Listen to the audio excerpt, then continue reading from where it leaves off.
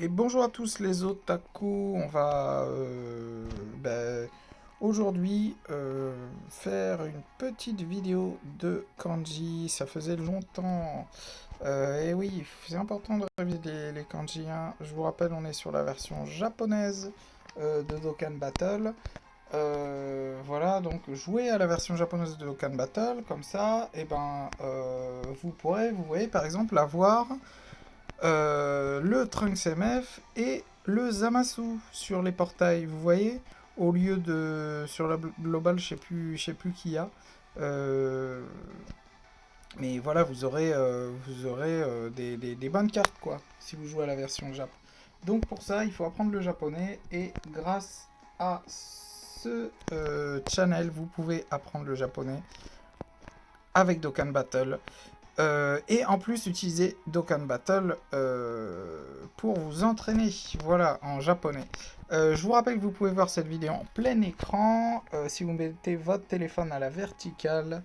Alors aujourd'hui, le kanji que nous allons voir, le kanji ou l'idéogramme, hein, alors, c'est celui-là. Attendez, je vais essayer de vous le trouver. C'est le le can.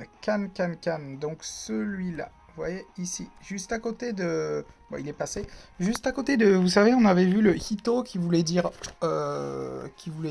humain, personne. Et donc celui-là, eh bien, ça veut dire... oui, le hito hein, qui voulait dire être humain, homme, personne. Et bien celui-là, juste à côté, euh,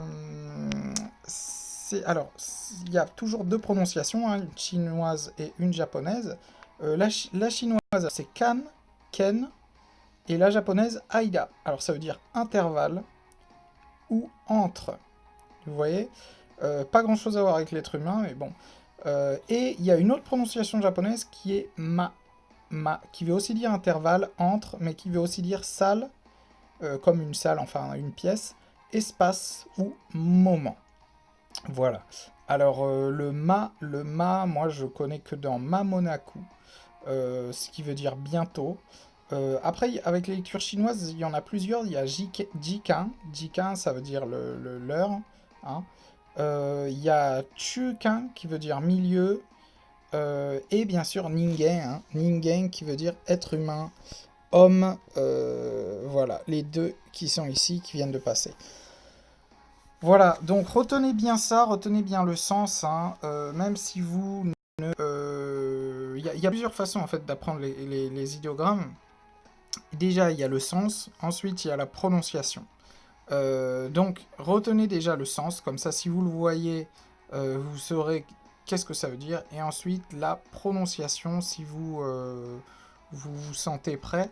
Bah voilà, donc retenez les prononciations aussi. Après, comme je vous dis, hein, la prononciation varie avec les kanji qui sont autour. Là, par exemple, là, on a vu que normalement la lecture c'est kan, ken, mais là, quand c'est à côté du hito, ça se prononce gen, hein, ningen. Donc la prononciation change. Donc au lieu d'apprendre la prononciation pour chaque kanji, moi je vous conseille d'apprendre la prononciation avec des kanji, avec des paires en fait, des paires de kanji. Hein.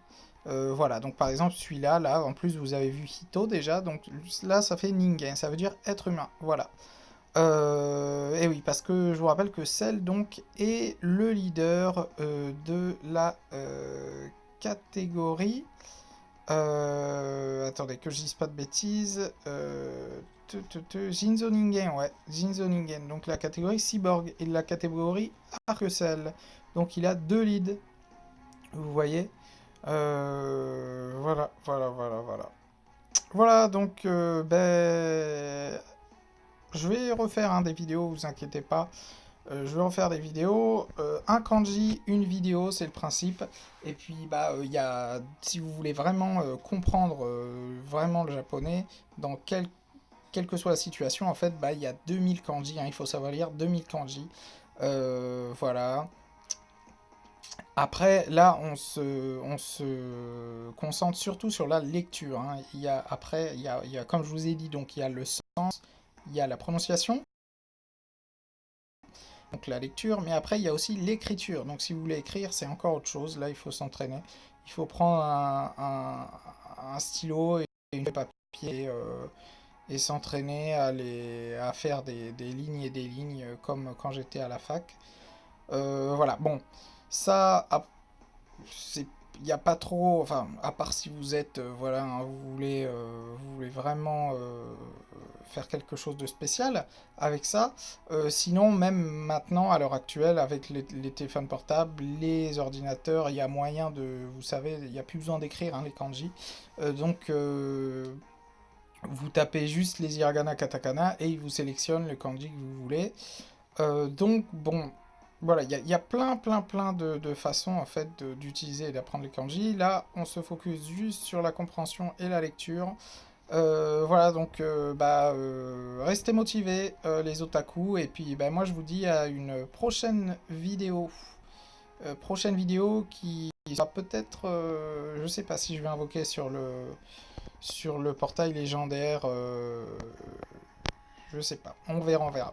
Bon, en tout cas, passez une bonne journée et à plus pour une prochaine vidéo. Ciao, ciao!